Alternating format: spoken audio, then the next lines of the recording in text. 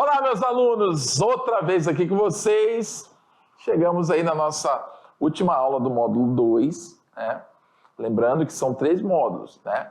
Esse aqui está acabando agora e a nossa próxima aula aí vai ser revisão já e, finalmente, avaliação. Lembrando que não se confie muito na revisão no que diz respeito a tirar muitas dúvidas, porque na revisão a gente dá uma repassada bem superficial para você lembrar o que foi falado durante o módulo. A gente não vai ter aulas, né, sobre cada assunto de novo. A gente vai ter uma breve relembrada e vamos embora para avaliação, tá bom? Hoje nós vamos falar sobre o quê? Sobre ainda a evolução, só que agora de uma forma mais associativa com o Enem, tá bom? Vamos lá, joga na tela aqui. Então, evolução biológica no Enem, tá? Exemplos, contextualização, relembrando. São tópicos aí que a gente fez para essa aula. Aula de número 35, ok?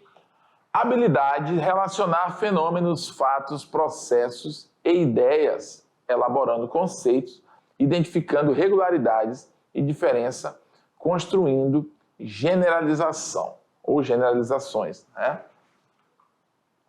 Evolução no Enem. É isso aí, pessoal. No Enem, põe uma coisa na tua cabeça. São 2 coisas que são quase que certezas no Enem, né? Genética e evolução. Aí você pode, sim, mas qual é outra coisa que pode cair? Tem várias outras coisas que pode cair vegetal, né? A questão da fisiologia vegetal, pode cair aí bioquímica, né? As células, organelas, produção de proteína, enfim, né? Você pode estar aí relacionado a muitas coisas, biologia. Agora, evolução e genética geralmente são coisas consideradas típicas de Enem. Questão do heredograma, lembra lá que a gente viu?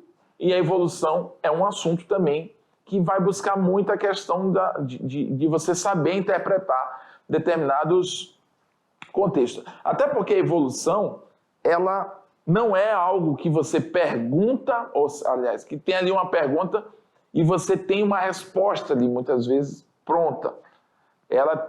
A evolução, ela exige uma capacidade de você organizar as informações que lhes são passadas, né? Até porque a gente é muita teoria. A evolução é praticamente só teoria. Então falta ali uma coisa prática que diz que, eu sempre uso esse exemplo, 5 mais 5, 10. Né? Não é uma coisa que abre e fecha com precisão. É algo que existe uma teoria que fala isso, né? Pode existir outra teoria que fala sobre aquilo, mas com outro viés. Então você tem que saber contextualizar. E muitas vezes, quando o enunciado ele fala uma determinada solução, um determinado assunto, né? Ele nem sempre pode te falar, vamos supor, segundo Lamarck, as características, a lei do uso e desuso, né, e transmissão dos caracteres. É fato, segundo Lamarck, essa teoria é considerada correta, né? De acordo com a teoria de Lamarck, marque o que está certo. Aí você vai dizer lá que aí você vai ver uma alternativa lá que as características nos indivíduos, elas evoluem com o tempo e são passadas aos seus ancestrais, né? Aí você pode ter isso como certo. Só que, se você não se ligar, segundo Lamarck, não era assim, entendeu? Ou seja, o que você marcou é certo, mas ele está perguntando, o enunciado está te falando de Lamarck, não de outra situação. Então é muito importante você ter o conhecimento para nesses momentos você saber, são pegadinhas que a gente fala, para nesse momento você saber distinguir o que o enunciado está falando e o que é certo e o que é errado com relação ao que você sabe. O Enem, ele vai te perguntar algo no enunciado. Então, o enunciado é o correto naquele momento. É sobre ele que você tem que falar, tá bom? Não vá confrontar o enunciado. Ele está perguntando segundo Lamarck. Então, mas a teoria de Lamarck não é a teoria aceita. Tá, mas o enunciado quer saber segundo Lamarck. Então, não interessa se ele está certo ou errado. Você tem que dizer que segundo Lamarck é isso aqui que está certo. Porque é isso que Lamarck diz. Entendeu? Então, nós vamos deparar com determinadas questões que podem procurar te confundir. Tá bom? Então, evolução do Enem. Deixa na tela sozinha aí. O que vai acontecer? Nós temos aqui umas figuras, né, aqui de alguns animais. Nesse caso aqui de dinossauros, né? Nós temos aqui baleias. Deixa eu ver aqui. Tá? Nós temos aqui lagartos, girafas. Quando a gente vê girafa, isso lembra muito quem? Lamarck, aquele exemplozinho das girafas lá, né? Da questão do pescoço da girafa. É uma coisa interessante, olha aqui de novo. Vamos lá na seleção natural, né? Na opinião de Lamarck, os animais, as girafas, elas precisavam se alimentar de algo que estava muito alto. E devido a esse esforço que elas faziam, o pescoço delas aumentava com o passar da vida delas, né? E aumentando. E quando ela chegava nessa característica, né, quando ela ia se reproduzir, o filho dela nascia já com aquela característica, mesmo que ele não fizesse o esforço, digamos assim. Né? Então, a gente sabe que isso é errado. Professor, mas a nossa característica não passa para os nossos filhos? Passa. Então quer dizer que você... Só que é com uma outra dinâmica. Então quer dizer que se você jogar basquete, você fica alto, então quando você tiver um filho, seu filho vai ser alto naturalmente, sem estímulo nenhum? Não é assim que acontece. Entendeu? Então quer dizer que se eu tiver o cabelo preto e eu pintar meu cabelo de loiro, o meu filho vai nascer loiro? Não vai, porque o que manda é a genética e não o fenótipo. Quem manda é o genótipo e não o fenótipo. O fenótipo que é a característica física, entendeu? Então a gente sabe, hoje em dia, segundo a teoria de Darwin, da evolução dos seres vivos, que o planeta, né, o ambiente, ele está ali. E ele vai selecionar, que é a seleção natural. O que é a seleção natural? Vamos para a girafa agora. Existiam girafas com pescoço grande e existiam girafas com pescoço pequeno. Logo, só quem consegue sobreviver nesse ambiente, onde os alimentos para essa espécie estão no alto, só vai conseguir sobreviver quem? A do pescoço longo. A do pescoço curto vai tender a se extinguir.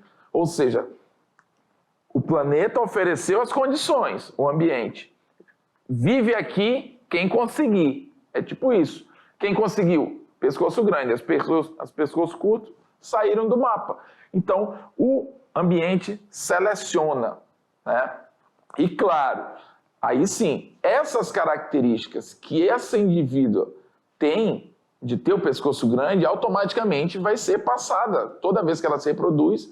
Então, essa característica é uma característica que é mantida na espécie, porque é uma característica que pertence à espécie. Ela não foi fabricada de um dia para o outro, entendeu? Então, as teorias, por exemplo, de Lamarck, elas tinham seu fundo de verdade, mas elas não eram totalmente aceitadas, né? Ou, aceitadas não, né? Isso não existe. Elas não eram totalmente aceitas por ter algumas falhas, digamos assim, de resolução, tá bom? Então vamos lá, joga na tela exemplos aí de evolução no Enem, né? Origem da vida, tá?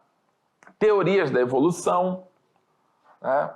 Principalmente aí Lamarck, Darwin, fósseis e adaptação. Tudo isso nós vimos aqui dentro do contexto evolutivo, né? Quando nós falamos aí de origem da vida, eu sempre friso essa questão para você não confundir origem da vida, tá?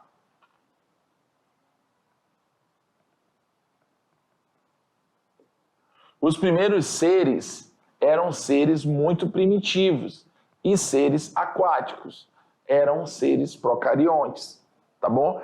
Não confundam a origem da vida com a origem da vida humana. Tem gente que pensa que a vida humana é que conta. Não, a origem da vida é desde os primeiros seres vivos. E aí sim foram havendo que as teorias da evolução, quando tem procariontes, depois eucariontes, começa então os processos de evolução. E essas evoluções, elas são muito discutidas, ou seja, a forma como nós chegamos aqui, tá bom? Então a origem da vida, ela é ali abordada com várias teorias também, Oparin, as teorias, por exemplo, de Oparin, Haldane, né? Redi explica ali algumas coisas também com o seu experimento da carne, né? Que ele tampa ali uma carne, ele põe um vidro de uma carne com uma carne dentro e tampa, e o outro ele põe um vidro com uma carne dentro e deixa aberta. Então ele consegue perceber que aquele vidro que estava aberto, apareceram larvas, mas naquele que estava fechado não apareceram, né?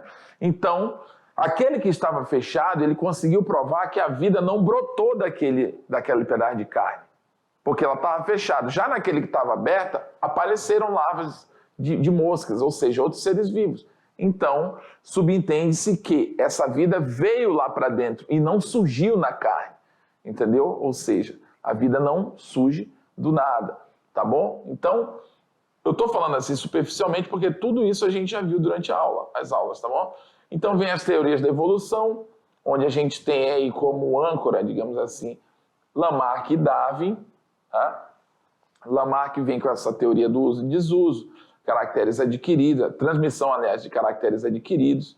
Darwin, então, vem com a teoria da seleção natural, através de uma viagem que ele fez, né, do barco famoso Beagle, né, e ele fez algumas anotações durante essa viagem, uma viagem ao mundo, né.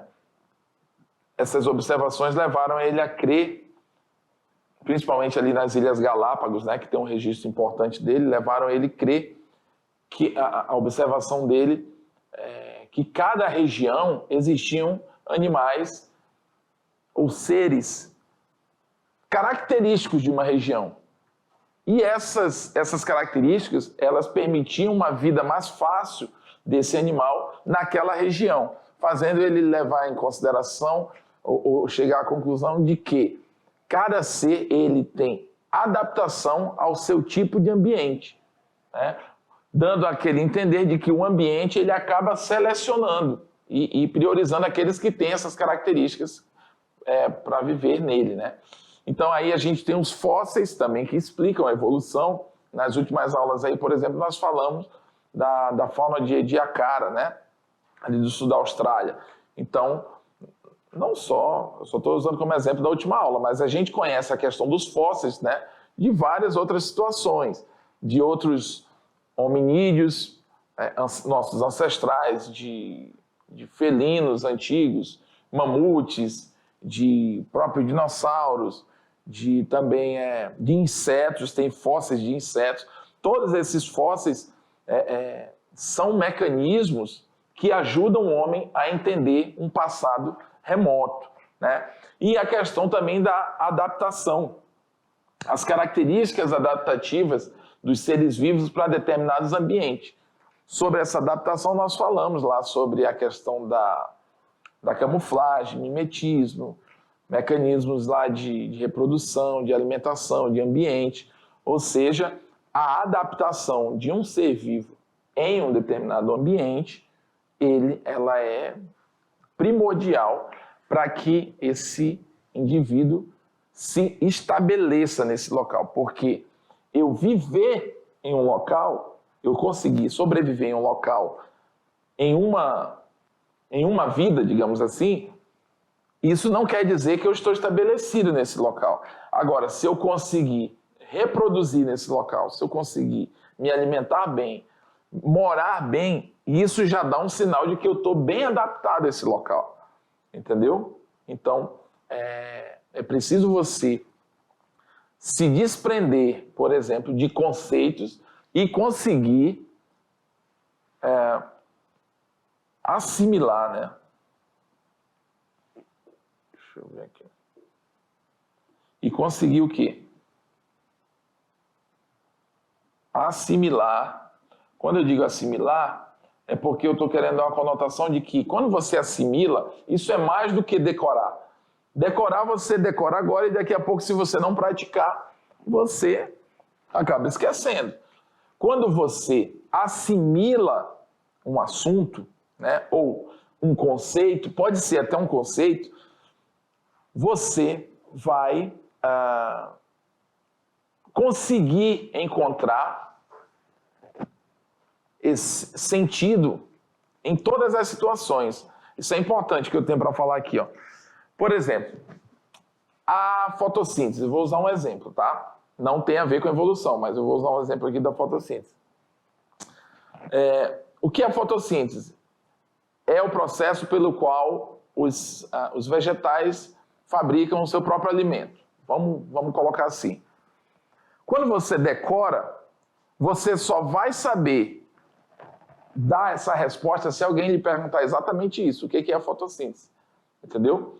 Quando você, além de decorar, você entende esse processo, você não só decora, você sabe o que você está falando, você entende como ocorre a fotossíntese de fato, a importância dela, as etapas e o que ela produz, né?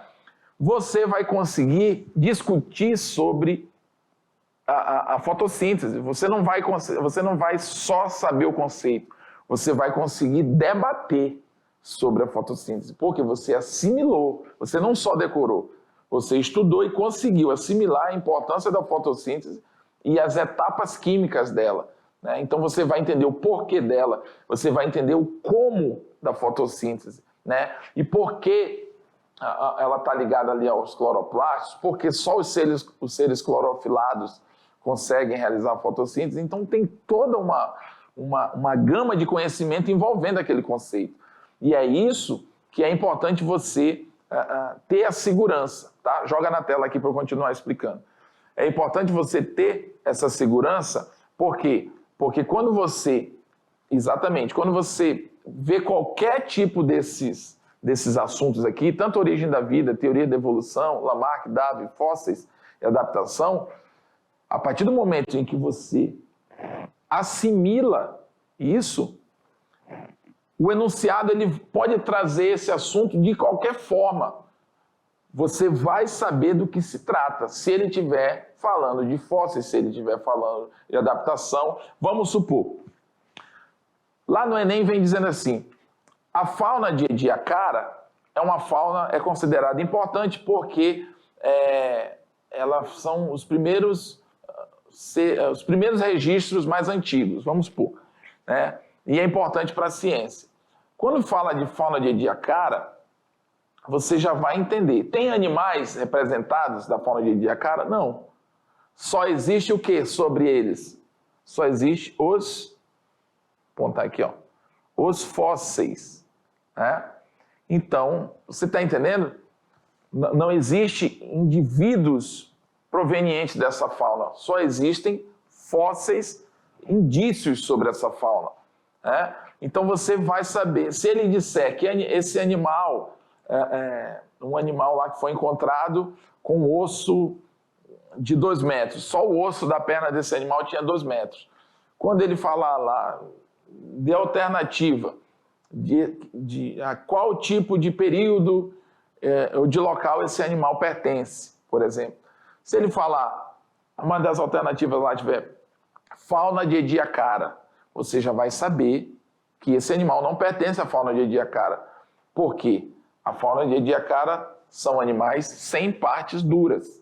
Então, logo, se o enunciado está falando sobre um osso encontrado, não pode ser da fauna de Ediacara, entendeu? Você não só sabe o que é fauna de Ediacara, você sabe do que se trata, você sabe que tipo de animais tinham nela. É por isso que é muito importante você saber o conceito, sim, mas você também entender de que forma esse conceito pode ser abordado e misturado dentro de um enunciado, tá bom? Afinal de contas, o Enem, ele não quer te derrubar, mas ele é um processo seletivo em que, quanto mais você souber, mais na frente você vai estar dos seus companheiros, né, os seus concorrentes, podemos dizer assim. Tá bom? Joga lá na tela agora, deixa sozinha aqui a informação. Então vamos lá. Contextualização. Tá? Contextualização desse assunto no Enem, né? Como já dizia Theodosius Dobzhansky, né? Nada na biologia faz sentido, exceto à luz da evolução, tá? É um azinho craseado. Exceto a luz da evolução. Então, o que ele está querendo dizer? Ele está querendo dizer que nada do que se sabe hoje faz sentido se você se não soubermos da onde aquilo veio. Então, você precisa saber o agora, mas você precisa associar aquilo a um contexto evolutivo, né? A uma raiz.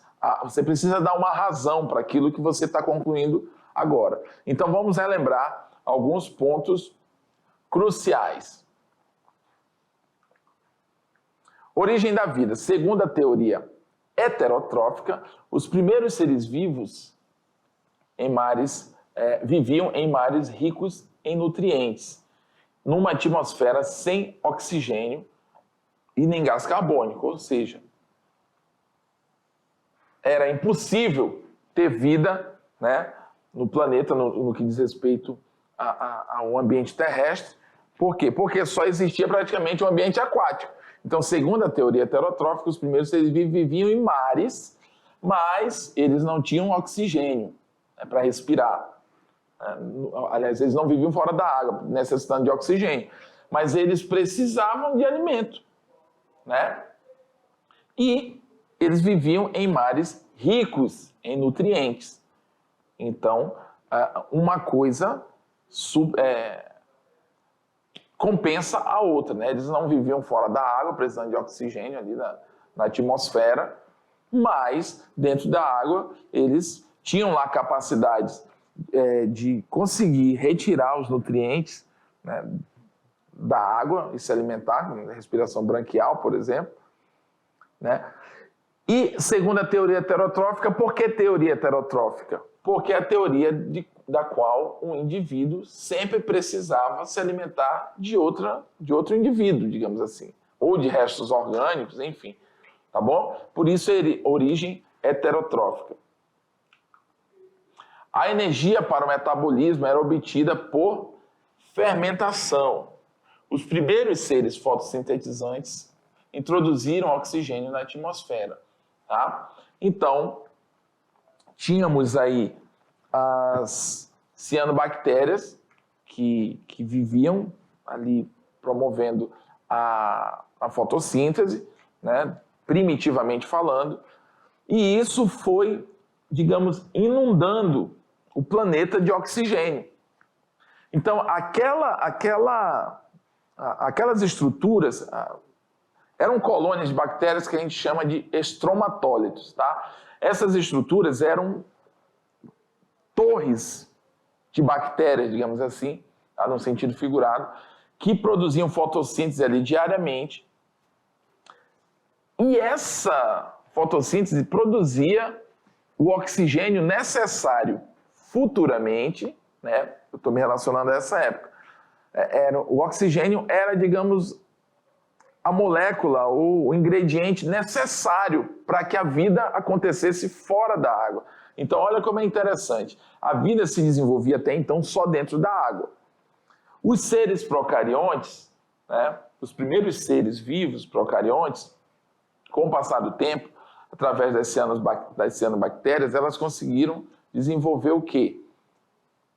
Uma capacidade de realizar a fotossíntese, que é o quê? Elas estão procurando se alimentar mas de uma forma independente. Então, elas pegam moléculas inorgânicas e transformam, né, em alimento para elas, e a sobra disso, uma das sobras é o oxigênio. E esse oxigênio começa a encher a atmosfera. Então, a gente já consegue perceber que daqui uns dias, daqui uns anos, né, em se tratando dessa época, vão ter seres que vão precisar viver fora da água, né, por alguma necessidade, e o oxigênio já vai estar rolando na atmosfera.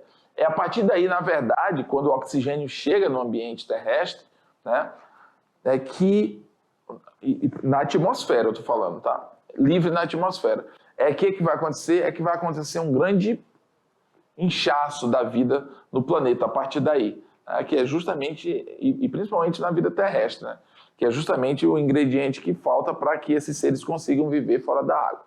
Tá bom? Volta lá. Vamos para a nossa tela aí sozinho, sem a minha presença. Então, surgiram, então, os primeiros seres aeróbios.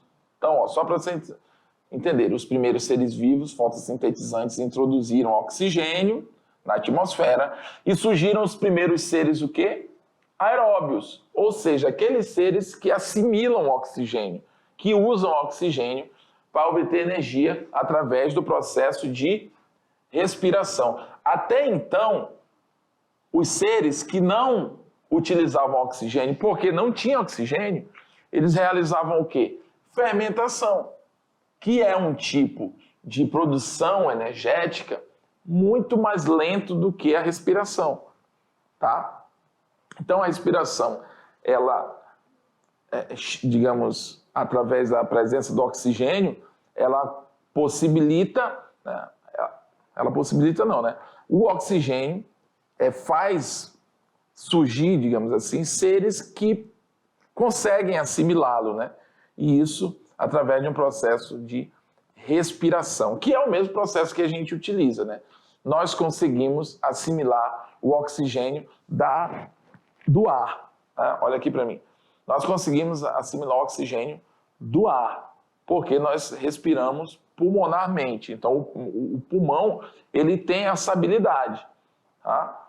Já, por exemplo, os peixes, os animais aquáticos, eles tendem a ter respiração, os peixes, né? No caso, porque temos lá ali a baleia, que é um mamífero também, vive na água. Então, não são todos aquáticos. Eu quero dizer, os peixes, por exemplo, eles, anfíbios, também na fase aquática, eles têm respiração branquial.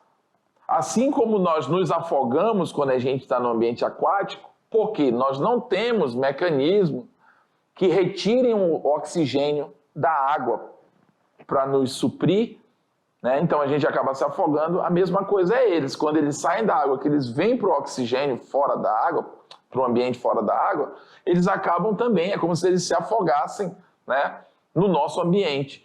Por quê? Porque ele tem mecanismo, aí você pensa assim, mas aqui não tem oxigênio? Tem oxigênio aqui fora da água. Tem, tanto é que a gente está aqui.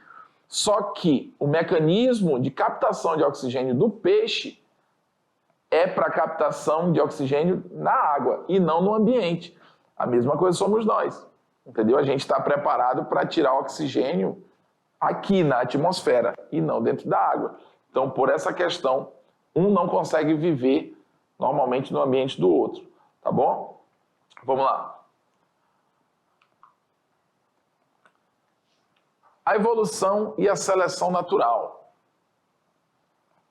O pensamento evolutivo ele vai se basear em uma ideia de mudança, modificações que ocorreram nos seres vivos no decorrer do tempo. Então, isso nada mais é do que evolução, tá?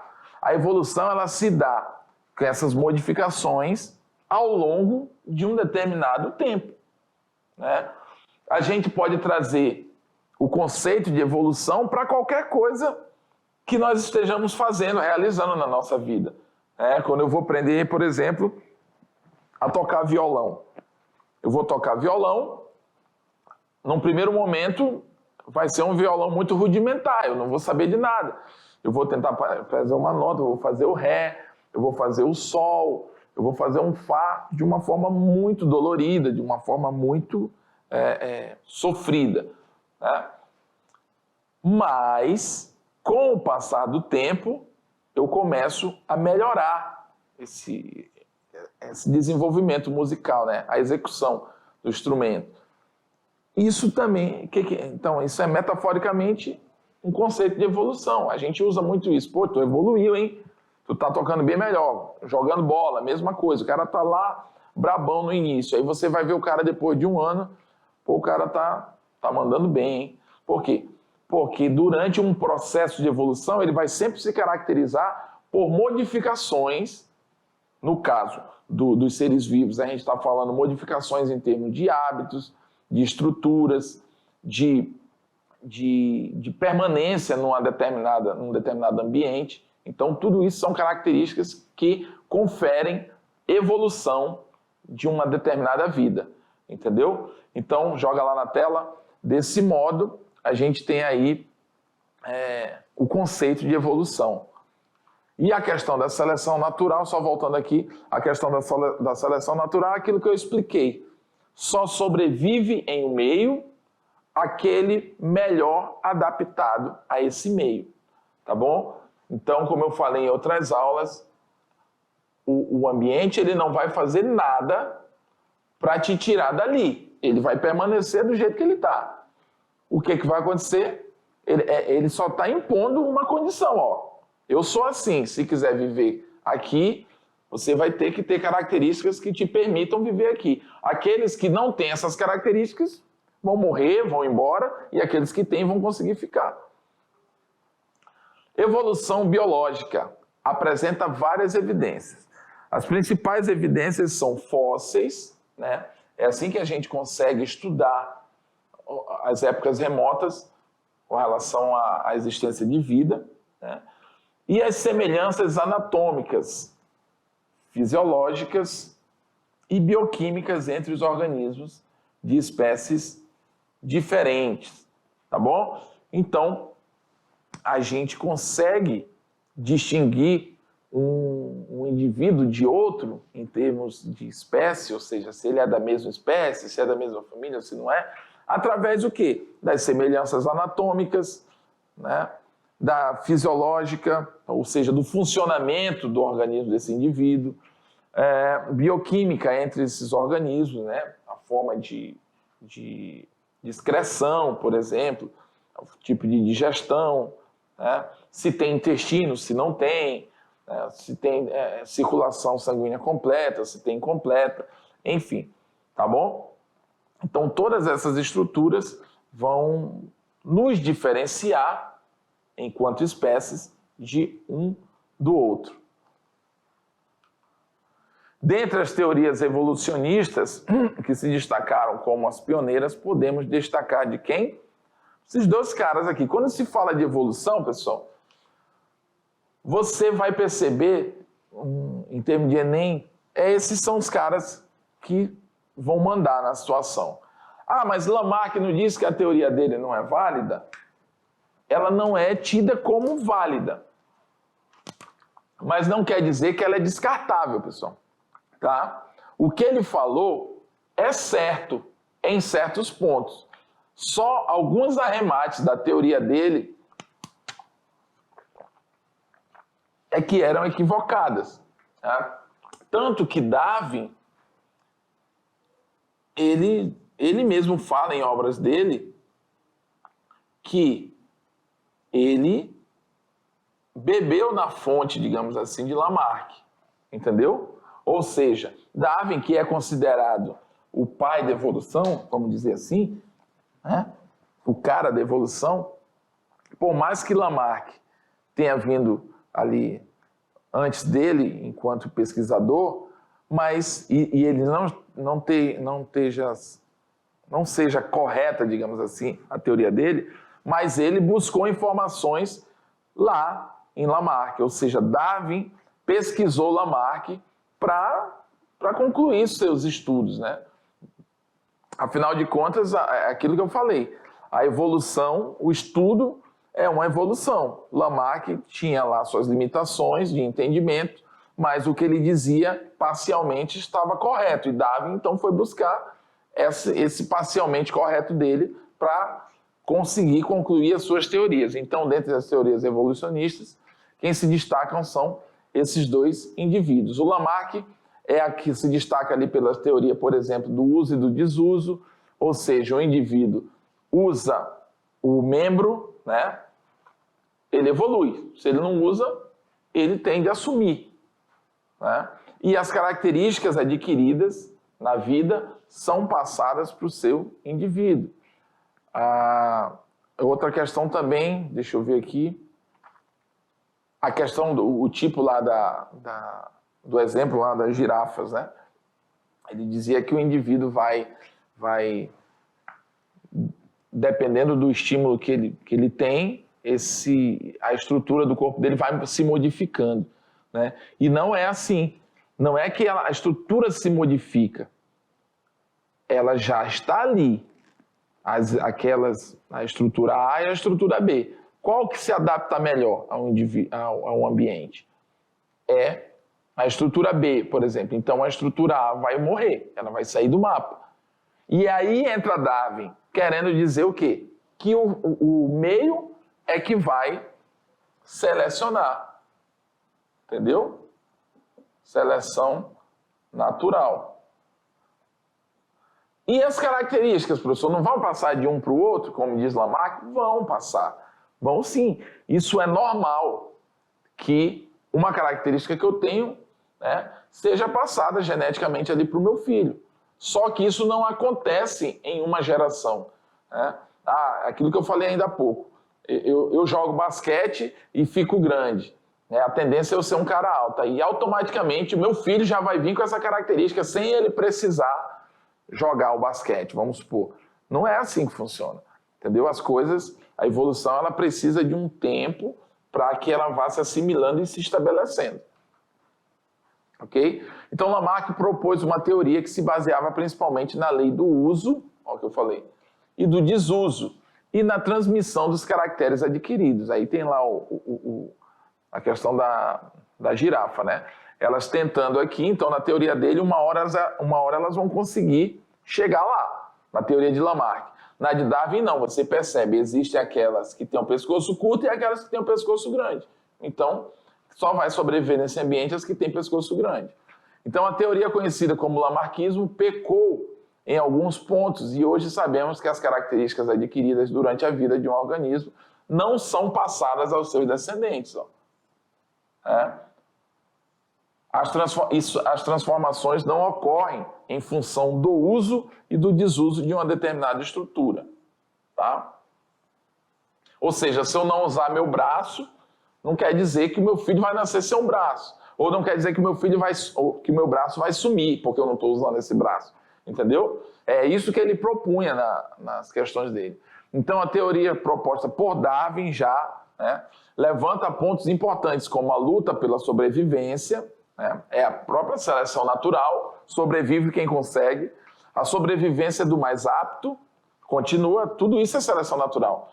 E a ancestralidade, ou seja, quer dizer que, com o passar do tempo, os indivíduos vão se adaptando, né, e formando aí novos grupos com novas características. A sobrevivência do organismo mais apto e a transmissão das características aos seus descendentes constituem o quê? A seleção natural. Então, darwinismo. Darwin acreditava que no início haviam girafas com pescoços de tamanhos variados.